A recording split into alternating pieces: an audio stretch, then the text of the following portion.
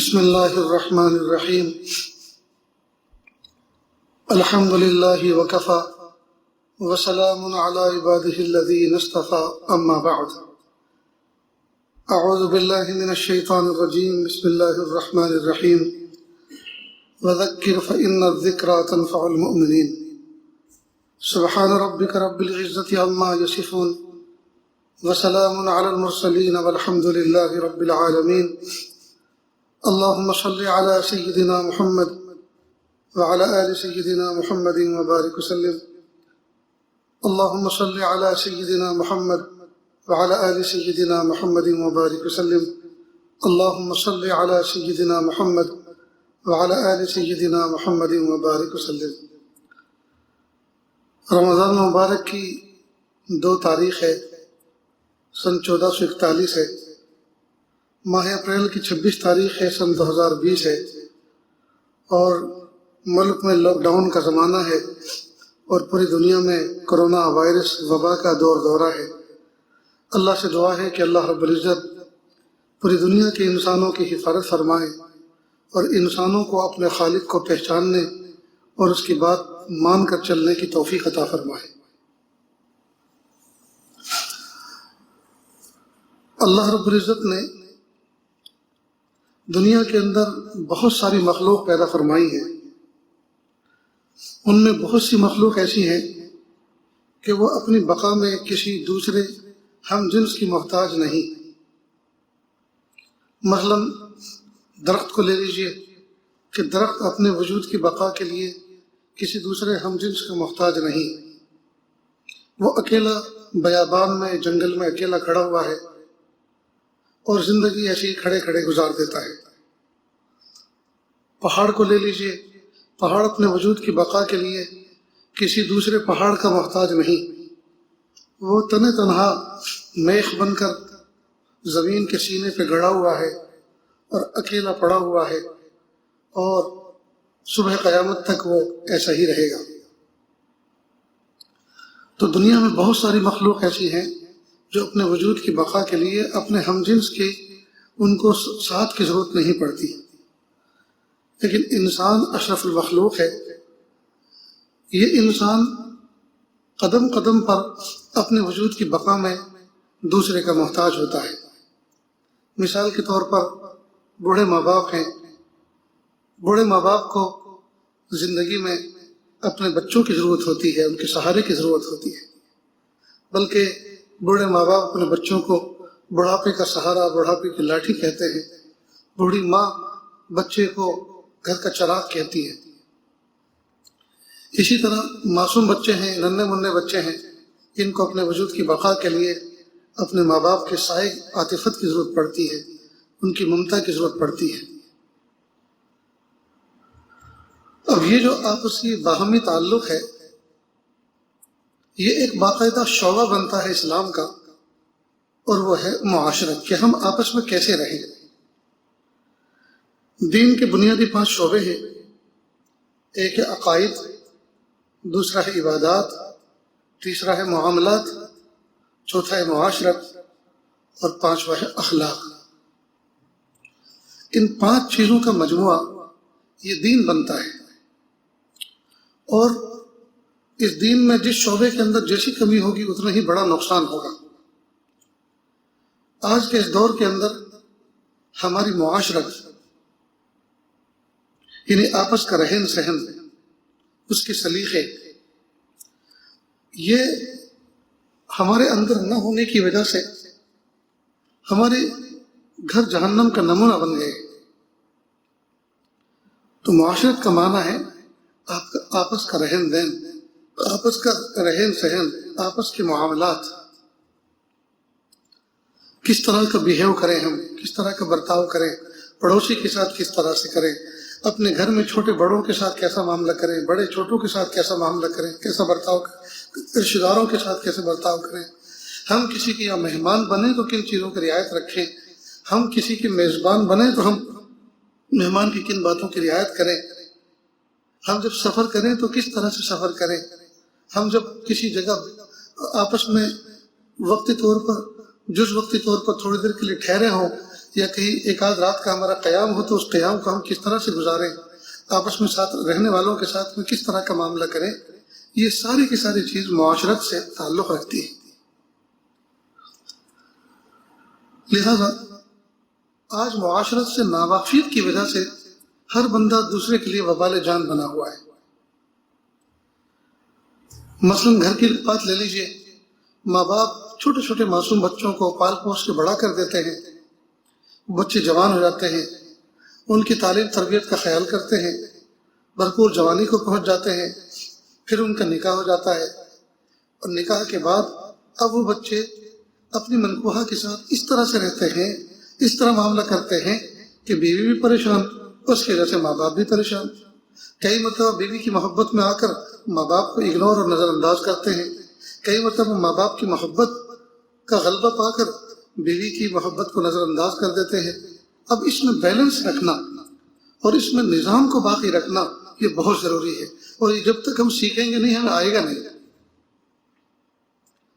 اس lock down کی وبا، lock down کی مصیبت میں جبکہ ہر شخص اپنے گھر میں محصور ہے، آج بھی اتنے فون آ رہے ہیں ان حالات میں بھی کہ حضرت گھر کے اندر ہم 2 بھائی ہیں، 2 بھابیاں ہیں، یعنی دونوں کی دونوں بیویاں ہیں، ایک دوسرے کی بھابھی لگتی ہیں، بوڑھے ماں باپ ہیں، چند بچے ہیں، بس گھر جہنم بن گیا ہے۔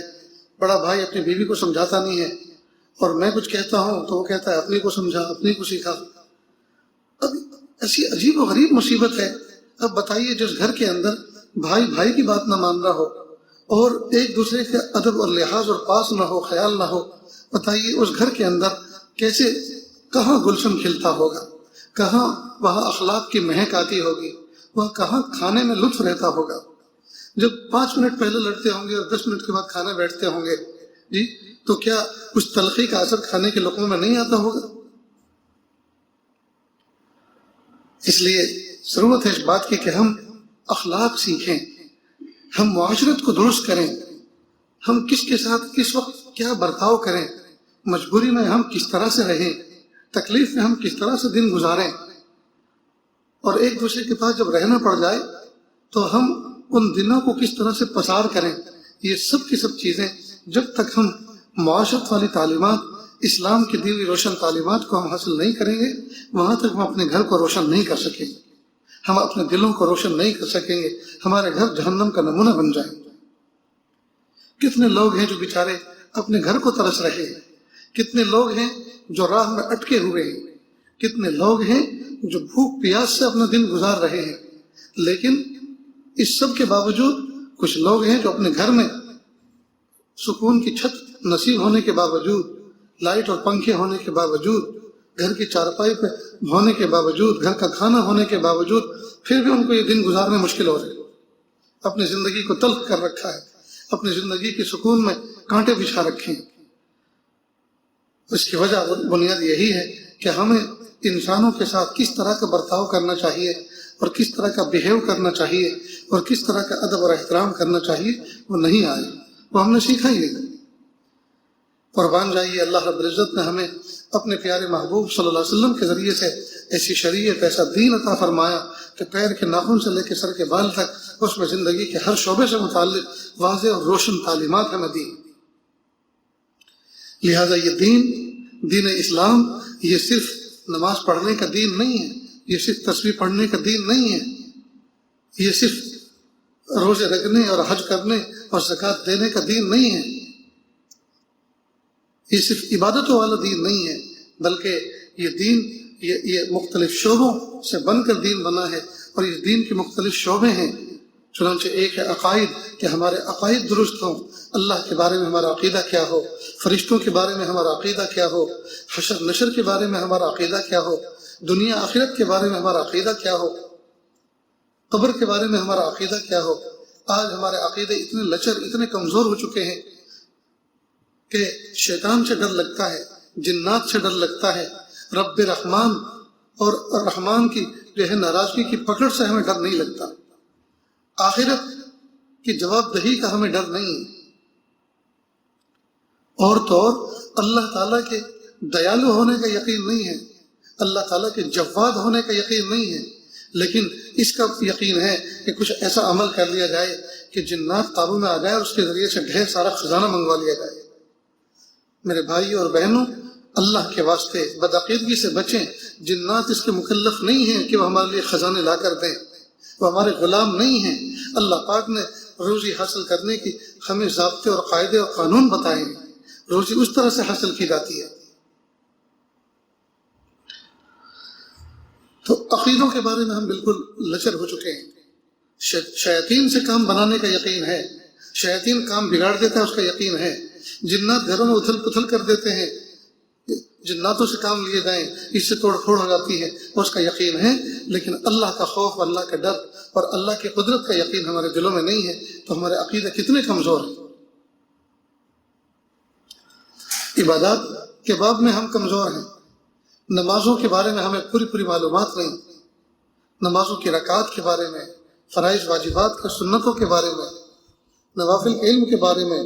پھر نمازوں کی بہت ساری قسمیں ہیں، مثلا جنازے کی نماز بوڑھے ماں باپ کی زندگی میں ایک بار پڑھنی ہے، وہ بھی نماز یاد نہیں ہے۔ عیدین کی نماز سال میں ایک مرتبہ آتی ہے، وہ بھی یاد نہیں ہے۔ صلاۃ کسوف و خسوف کا طریقہ معلوم نہیں ہے۔ صلاۃ استخارہ کس طرح سے ادا کی جاتی ہے، یہ استخارے کی دعا کس موقع پہ پڑھی جاتی ہے، وہ ہمیں معلوم نہیں ہے۔ سفر حضر کی نمازوں میں کیا تفاوت ہوتا ہے، اس کا ہمیں پتہ نہیں ہے۔ بیمار کی نماز کس طرح کی ہوتی ہے، اس کا پتہ نہیں ہے۔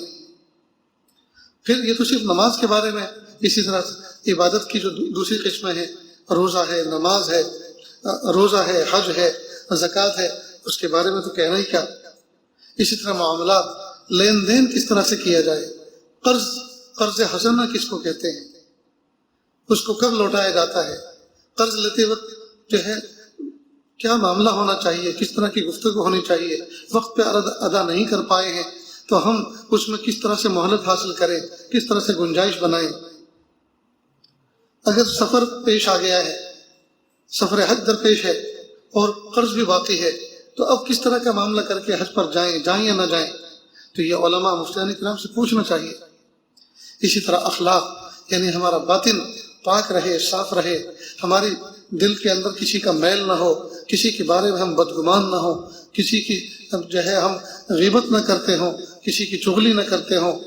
یہ سب چیزیں ہمارے اخلاق سے متعلق، ہمارے اندر شکر کے جذبات ہوں، حسد نہ ہو، کینہ نہ ہو، بغض نہ ہو، عداوت نہ ہو، بخیلی نہ ہو، یہ اندر کے کیل کانٹے یہ اخلاق سے متعلق ہیں۔ تو غرض اسلام کی بنیاد جو ہے وہ 5 شعبے ہیں: عقائد، عبادات، معاملات، معاشرت اور اخلاق۔ ہمیں چاہیے کہ ہم ان تمام کے بارے میں نالج اور علم حاصل کریں۔ جب علم حاصل کریں گے تبھی تو اس پر عمل کر پائیں گے۔ تو سوچا کہ کچھ معاشرت سے متعلق ظہر کے بعد کچھ بات کی جائے۔ انشاءاللہ وقتاً فوقتاً اس سے متعلق کچھ نہ کچھ باتیں پیش کی جاتی رہیں گی۔ اللہ تعالیٰ اس عاجز کو کہنے سننے سے زیادہ عمل کی توفیق عطا فرمائے اور معاشرت ہم سب کو اچھے انداز سے گزارنے کی توفیق بخشے۔ حضرت تھانوی رحمۃ اللہ علیہ کی کتاب ہے آداب المعاشرت، اس میں چند آداب ہیں جو یہ آج کی اس مجلس میں ابتدا میں پڑھ کے سناتا ہے، اور کہیں کوئی چیز سمجھنے سمجھانے جیسی ہوگی تو اس پر بھی کچھ بات کریں گے۔ حضرت فرماتے ہیں بسم اللہ الرحمن الرحیم: جب کسی سے ملنے یا کچھ لینے جاؤ، جب کسی کے پاس ملنے یا کچھ کہنے جاؤ اور اس کو کسی کام کی وجہ سے فرصت نہ ہو، مثلاً قرآن مجید کی تلاوت کر رہا ہے یا وظیفہ پڑھ رہا ہے یا قصداً مقام خلوت میں بیٹھا کچھ لکھ رہا ہے، یہ سونے کے لیے آمادہ ہے، یا قرائن سے اور کوئی ایسی حالت معلوم ہو جس سے غالباً اس شخص کی طرف متوجہ ہونے سے اس کا حرج ہوگا یا اس کو گرانی و پریشانی ہوگی، ایسے وقت میں اس سے کلام و سلام مت کرو، بلکہ یا تو چلے جاؤ، اور اگر بہت ہی ضرورت کی بات ہو تو مخاطب سے پہلے پوچھ لو کہ میں کچھ ضروری کام سے آیا ہوں، کہنا چاہتا ہوں، پھر جب اجازت دے دے تو اس کے بعد کہہ دو، اس سے تنگی نہیں ہوتی۔ یا پھر فرصت کا انتظار کرو، جب اس کو فارغ دیکھو اس سے مل لو۔ دیکھیے اس میں کتنی بہترین تعلیم بتائی ہے۔ عام طور پر ہم کسی کے پاس جاتے ہیں تو سوچتے ہیں جب آئے ہیں تو اب کہہ کر ہی جائیں گے، نہیں ایسا ہرگز نہیں۔ اس کی رعایت کرو۔ وہ آدمی سکون کے ساتھ ذات حق کی طرف متوجہ ہے، مثلا قرآن پاک کی تلاوت کر رہا ہے۔ کتابوں میں لکھا ہے اور میں نے اپنے بڑوں سے سنا ہے کہ جو آدمی کتاب اللہ کی تلاوت کر رہا ہو، قرآن پاک کی تلاوت کر رہا ہو، اس کو اگر ہم اپنی طرف متوجہ کرتے ہیں تو دنیاوی بہت بڑا ضرر اور نقصان ہو سکتا ہے، اس لیے کہ وہ ذات حق سے کی طرف متوجہ ہے، اور ہم اللہ تعالیٰ کی طرف جو متوجہ ہے اس کو اپنی طرف متوجہ کر رہے ہیں اللہ سے ہٹا کر۔ یہ تو بہت بڑی گستاخی اور جرت کی بات ہے۔ مثلا کوئی کسی بڑے افسر سے بات کر رہا ہو اور آپ اس کا ہاتھ پکڑ کے اپنی طرف متوجہ کریں، کھینچیں، تو وہ فوراً کہے گا کہ کچھ ہوش ہے کہ نہیں، میں کس سے بات کر رہا ہوں۔ اور اول تو یہ کہ وہ افسر جو بیٹھا ہوا ہے وہی خبر لے لے گا کہ تمہاری مجال کیا ہوئی کہ جو مجھ سے بات کر رہا ہے تم اس کو مجھ سے ہٹا کر اپنی طرف متوجہ کر رہے ہو سکتا ہے وہ کوئی سزا بھی دلوا دے۔ تو اسی طرح جو آدمی قرآن پاک کی تلاوت کر رہا ہے، ذکر کر رہا ہے، تو اس کو ڈسٹرب مت کرو، اس کو اپنی طرف متوجہ مت کرو۔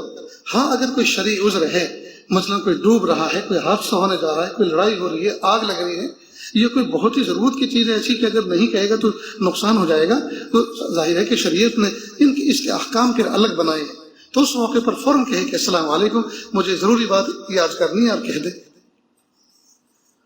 لیکن یہ نہ سوچے کہ جب میں کسی کے پاس جا رہا ہوں تو بس اس سے بات کر کے ہی آؤں گا، ایسا ہرگز نہ سوچے۔ دیکھ رہے مصروف ہے، بالکل اس وقت ڈسٹرب نہ کریں، ایک طرف ہو جائیں، انتظار کریں، باہر بیٹھ کے انتظار کریں، جو فارغ ہو کے باہر نکلیں گے تو اس وقت بات کر لیں۔ ایک اور ادب، جب کسی کے انتظار میں بیٹھنا ہو تو ایسے موقع پر اور اس طور سے مت بیٹھو کہ اس شخص کو یہ معلوم ہو جائے کہ تم اس کا انتظار کر رہے ہو، اس سے خواہ مخواہ اس کا دل مشوش ہو جاتا ہے اور اس کی یکسوئی میں خلل پڑتا ہے، بلکہ اس سے دور اور نگاہ سے پوشیدہ ہو کر بیٹھو۔ یہ جو ابھی پہلے ادب بیان کیا اسی کا یہ گویا تتمہ ہے، اسی کا ایک جز ہے کہ جب کسی سے ہم گئے ملاقات کے لیے، کچھ بات کرنے کے لیے، اب ہم نے دیکھا کہ وہ تلاوت کر رہا ہے، ذکر کر رہا ہے، تو یہ تو بات سمجھ میں آ گئی کہ جو آدمی ذات حق کی طرف متوجہ ہو، ذکر کر رہا ہو، تنہائی میں خلوت میں کچھ لکھ رہا ہو، تو اس کا مطلب یہ کہ اس کو اس وقت ڈسٹرب کرنا مناسب نہیں ہے، تو ایک طرف بیٹھے۔ لیکن ایک طرف بیٹھنا بھی اس طرح سے نہ ہو کہ آپ بیٹھے بیٹھے کھانستے رہیں ایک طرف تاکہ وہ بار بار دیکھے آپ کو، تو اس کا مطلب یہ کہ آپ نے تو اس کو پھر کھانس کر یا کھنکھار کے اس کو اپنی طرف ہی متوجہ کر لیا، بس اتنا ہوا کہ آپ اس تک گئے نہیں، البتہ جہاں آپ بیٹھے ہیں آپ نے اس کی توجہ کو وہاں اپنے متوجہ کر لیا، تو یہ بات بھی بالکل ایسی غلط ہوئی جس طرح سے پہلی مرتبہ میں آپ پہلے اس کے پاس جا کر اس کو اپنی طرف متوجہ کرتے تو یہ بری بات تھی، اسی طرح سے آپ نے دور بیٹھ کر اس طرح سے کھانسا اور کھنکھارا کہ آپ نے ادھر بیٹھ کر اس کو متوجہ کر لیا کہ میں آپ کے انتظار میں ہوں، مجھے آپ سے بات کرنی ہے، تو یہ بھی اسی درجے میں ہے۔ لہذا اگر انتظار ہی کرنا ہے تو آڑ میں بیٹھو، دور بیٹھو تاکہ اس کو پتہ نہ چلے، ورنہ کئی مرتبہ آدمی دور بیٹھا رہتا ہے اور وہ کھانستا رہتا ہے، اور یہاں تک کہ جس سے ملنے کے لیے گیا ہے اس کو ڈسٹرب ہوتا رہتا ہے، مضمون میں خلل واقع ہوتا ہے، قرآن پاک پڑھ رہا ہے یا مطالعہ کر رہا ہے تو اس میں ڈسٹرب ہوتا ہے، توجہ اس کی بٹ جاتی ہے۔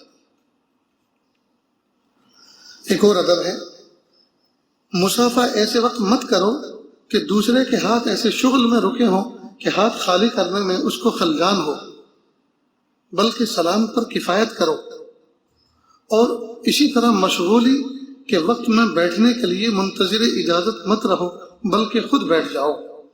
دو باتیں ہیں، کوئی آدمی دونوں ہاتھوں سے سر کے اوپر بوجھ پکڑ کر لا رہا ہے، سر کے اوپر گٹھڑ رکھا ہوا ہے، مثال کے طور پر کسان ہے، کھیت سے آ رہا ہے، گھاس کا بوجھ ہے، گھاس کا گٹھڑ ہے، جانوروں کے چارے کا گٹھڑ ہے، یا بازار سے کوئی شاپنگ کر کے آ رہا ہے تو سر کے اوپر اناج کا گٹھڑ ہے، مثلا بوری ہے، اب دونوں ہاتھ اس کے مصروف ہیں، اب آپ آئے کہ السلام علیکم اور ہاتھ بھی بڑھائے اپنے، تو اس کا مطلب یہ کہ آپ نے جب ہاتھ مسافر کے لیے بڑھا دیے سلام کر کے تو گیا آپ نے اس کو مجبور کیا کہ وہ اب آپ کی طرف ہاتھ بڑھائے۔ اب کئی مرتبہ سامنے والا بیچارہ ایسا سیدھا سادہ ہوتا ہے، وہ بھی اپنے سر کے بوجھ سے غافل ہو کر ہاتھ بڑھا دیتا ہے اور کئی دفعہ وہ بوجھ دونوں کے بیچ میں گرتا ہے، تو کیا فائدہ ہوا اس سلام سے؟ کتنی رکعت کا ثواب ملا؟ وہ بوجھ اگر خدا نہ خواستہ سلام کرنے مسافر کرنے والے کے سر پہ گرتا تو گردن نہیں ٹوٹ جاتی؟ تو ایسے موقع پر مسافر کے لیے ہاتھ مت بڑھاؤ کہ جس سے اس کے ہاتھ جو مصروف ہیں وہ ہاتھ اس مصروفیت سے الگ ہوں تو کوئی نقصان بھی ہو جائے. یہ کئی مرتبہ گیریج کے اندر مثلاً کوئی مکینک آدمی ہے، کام کر رہا ہے، گریس میں اس کے ہاتھ ہے، آئل میں اس کے ہاتھ ہیں. اب آپ نے سلام بھی کیا، مسافر کے لیے ہاتھ بھی بڑھایا. اب ظاہری بات ہے کہ جب آپ نے مسافر کے لیے ہاتھ بڑھایا ہے تو اس کے تو ہاتھ ہیں ہی کالے، اب آپ بھی اپنے ہاتھ کالے کروا لیں اور پھر صابن ڈھونڈتے پھرو. تو ظاہری بات ہے ایسی جگہ پہ مسافے کے ہاتھ مکلف نہیں ہے، اور ایسی جگہ مسافہ مطلوب نہیں ہے. ایسی جگہ صرف سلام کر لیا وہی کافی ہو گیا. یا اسی طرح سے کوئی کام اور آدمی ایسا کر رہا ہے کہ اپنے ہاتھ کو فارغ کرنے میں اس کو دشواری ہو رہی ہے، تو ہرگز آپ جو ہے اس کو مجبور نہ کریں. مثلا کوئی گھڑی ساز ہے، گھڑی ریپیئر کر رہا ہے، اب باریک باریک اس کے کل پرزے ہوتے ہیں، وہ بہت ہی یکسوئی کے ساتھ اپنے ہاتھوں میں اس کو لے کر بیٹھا ہوا ہے.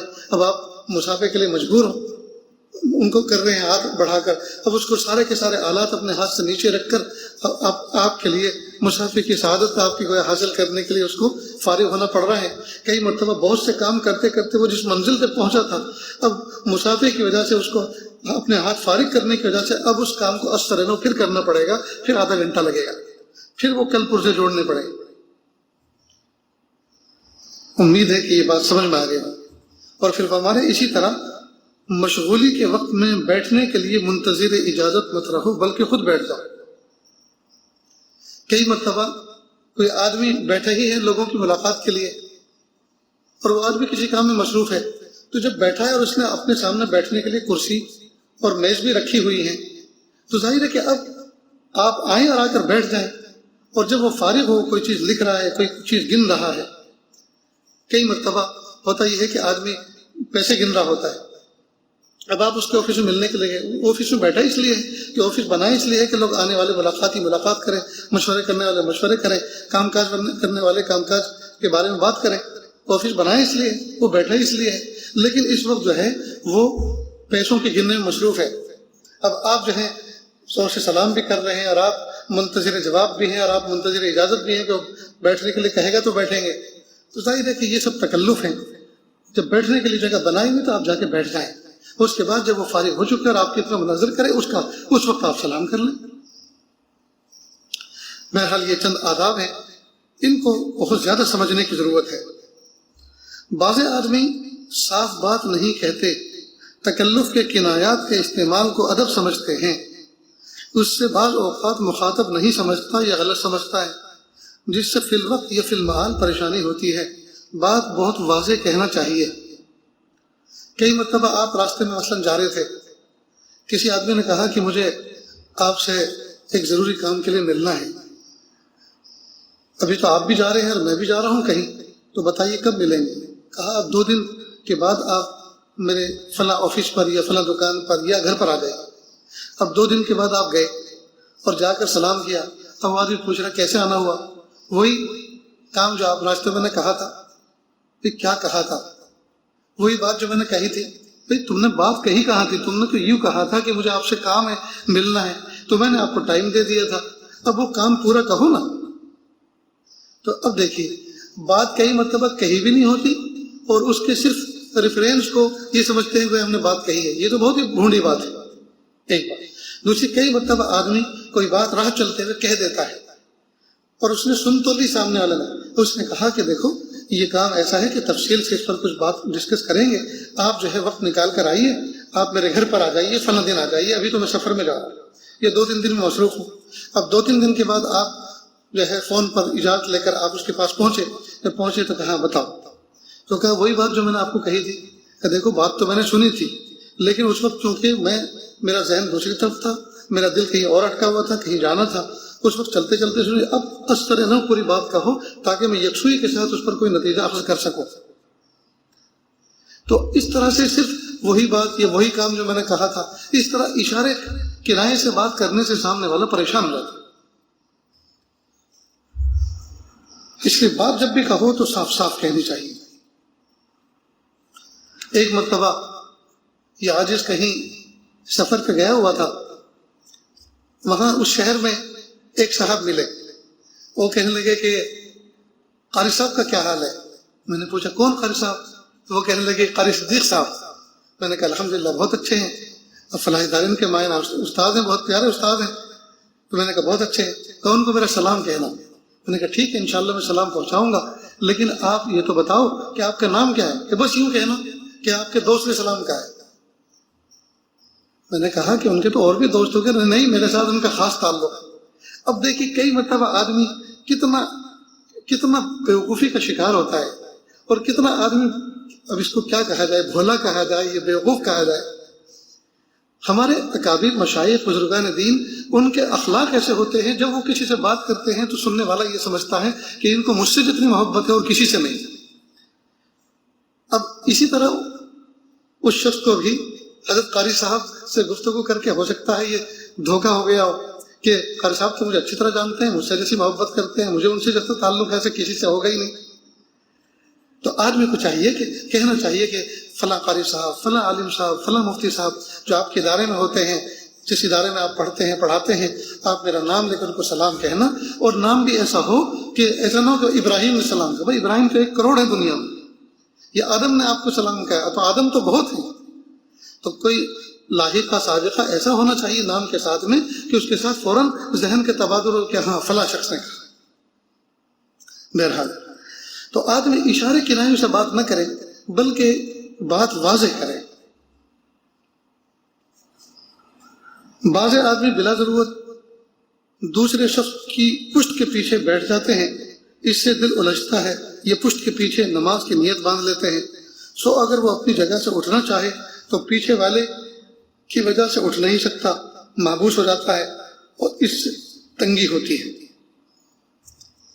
ہمارے دارالفلاح دارین کے اندر سابق میں ایک قاری صاحب ہوا کرتے تھے، حضرت قاری انیس الرحمن صاحب، استاد الاساتذہ تھے. اللہ رب العزت ان کی قبر کو نور سے منور فرمائے. حضرت کا یہ معمول تھا کہ حضرت فرض نماز پڑھنے کے بعد جب سنت کی نیت باندھتے تھے تو حضرت کو بڑی تکلیف ہوتی تھی کہ ان کے پیچھے کوئی نماز کی نیت باندھے. لہذا اس زمانے میں طلبہ میں مشہور تھا کہ ہرگز جسم نیت باندھنا ہو تو ذرا ہٹ کے باندھو. اور یہ بات اچھی ہے کہ کئی مرتبہ آدمی کو 2 نفل پڑھ کر، سنن پڑھ کر اب اس کو جانا ہے، اس کو ٹرین پکڑنی ہے، اس کو بس پکڑنی ہے، یا اس کو گھر میں جا کر جلدی سے کسی کو دوائی، بوڑھی والدہ ہے، بوڑھے والد صاحب ہیں، ان کی تیمارداری کرنا، ان کو دوائی کھلانی ہے، یا خود دوائی استعمال کرنی ہے، یا سب چھوڑو دوسری باتیں، اس کو کوئی استنجے کا تقاضا لگا ہوا ہے. اب پیچھے کا راستہ کلیئر ہوگا تبھی تو باہر نکلے گا. تو کئی مرتبہ لوگ مسجد میں وسعت ہونے کے باوجود نیت ایسی جگہ پر باندھتے ہیں کہ پیچھے والے کا راستہ بالکل بلاک کر دیتے ہیں. اس لیے ہمیشہ کوشش اس بات کی کرنی چاہیے کہ پیچھے والے تھوڑے سے آگے بڑھ جائیں اور آگے والے دائیں بائیں ہو جائیں. یعنی ہمیشہ اس طرح کا ہر آدمی ایک دوسرے کا خیال کرے کہ اگر آگے والا پیچھے جانا چاہے تو میں اس کے لیے ڈسٹرب نہ، میں اس کے لیے جو ہے کوئی معنی نہ بن سکوں. تو اس کا پورا خیال رکھنا چاہیے. بعض آدمی مسجد میں ایسی جگہ نیت باندھتے ہیں کہ گزرنے والوں کا راستہ بند ہو جاتا ہے، مثلا در کے سامنے، یعنی دروازے کے سامنے، یا دیوار شرقی سے بالکل مل کر. دیوار شرقی سے مراد مشرق کی دیوار، کیونکہ ہمارا سورج جو ہے مشرق کی طرف سے طلوع ہوتا ہے اور مغرب کی طرف ہمارا قبلہ ہے. تو حضرت فرما رہے ہیں کہ بہت سے نماز کی نیت پیچھے والی دیوار، یعنی مشرق کی طرف جو دیوار ہے پیچھے والی، قبلے کے مخالف سمت میں جو دیوار ہے اس سے بالکل لگ کر نیت باندھتے ہیں کہ آج اس کے پیچھے سے گزرنا مشکل ہو، یا دروازے کے بالکل سامنے نیت باندھتے ہیں کہ دروازے سے گزرنا مشکل ہو، کہ بالکل نکلنے کی گنجائش نہ رہے. نہ سامنے سے بوجھ گناہ کے گزر سکتا ہے اور نہ اس کے پیچھے سے نکل سکتا ہے. سو ایسا نہ کرے بلکہ دیوار قبلے کے قریب ایک گوشے میں نماز پڑھے. یعنی جیسے کہ ساجد نے ابھی پہلے والے ادب میں عرض کیا کہ جب جماعت کی نماز سے فارغ ہو گئے تو اب کوشش کرے کہ پیچھے کو نیت نہ باندھے بلکہ آگے کی صفوں کو ہو جائے تاکہ پیچھے والوں کو نکلنے میں سہولت رہے. اور ہمیشہ اس کا خیال رکھے کہ اگر ہمارے آگے کوئی نماز پڑھ رہا ہے تو ہم ذرا دائیں بائیں ہو جائیں تاکہ اگر وہ ہم سے پہلے فارغ ہو کر نکلنا چاہتا ہے تو اس کے نکلنے میں آسانی رہے. بہرحال یہ معاشرت کے رہن سہن کے آداب ہیں. انشاءاللہ آئندہ بھی یہ سلسلہ چلتا رہے گا. اللہ رب العزت عمل کی توفیق عطا فرمائے. وآخر دعوانا ان الحمدللہ رب العالمین. مختصر سی دعا کر لیجیے. بسم اللہ الرحمن الرحیم. اللهم صل على سيدنا محمد وعلى آل سيدنا محمد وبارك وسلم لا احصي ثناء عليك انت كما اثنيت على نفسك رب اغفر وارحم وانت خير الراحمين حسبي اللہ لا الہ الا هو علیہ توکلت وهو رب العرش العظیم۔ اللہ جی ہم ظاہر میں آپ کے بندے اور بندیاں ہیں، حقیقت میں نہایت گندے ہیں، اللہ ہمارے دلوں کی گندگی کو دور فرما، ہمیں اپنی بندگی کا سلیقہ عطا فرما، شرمندگی والے کاموں سے ہماری حفاظت فرما، برے دن سے، بری بات سے، بری رات سے، برے انجام سے ہماری حفاظت فرما، سوء خاتمہ سے ہماری حفاظت فرما۔ یا اللہ یہ رمضان مبارک کا پہلا عشرہ ہے، یا اللہ یہ رحمت کا عشرہ ہے، یا اللہ ہم سب کے سب آپ کی رحمت کے محتاج ہیں، یا اللہ ہم بھکاری ہیں۔ میرے پیارے اللہ آپ نے قرآن پاک میں فرمایا وَأَمَّا السَّائِلَ فَلَا تَنْهَرْ، سائل کو ڈانٹو نہیں، جھڑکو نہیں۔ میرے پیارے رب جب آپ نے ہم کمزوروں کو یہ حکم دیا تو آج ہم بھی تو سائل بن کر آپ کے دربار میں بیٹھے ہیں، یا اللہ ہمیں جھڑکیے نہیں، ڈانٹیے نہیں، یا اللہ اپنے دامن رحمت میں ہمیں جگہ دے دیجیے، یا اللہ بیماری سے شفا دے دیجیے، قرضوں سے کی ادائیگی کی شکل پیدا فرما دیجیے، مرضوں سے شفا عطا فرما دیجیے، اللہ ہم سب کو ایسا بنا دیجیے ہم آپ کو پسند آ جائیں۔ وصلی اللہ تعالیٰ علی خیر خلقہ محمد وآلہ واصحابہ اجمعین برحمتک یا ارحم الراحمین۔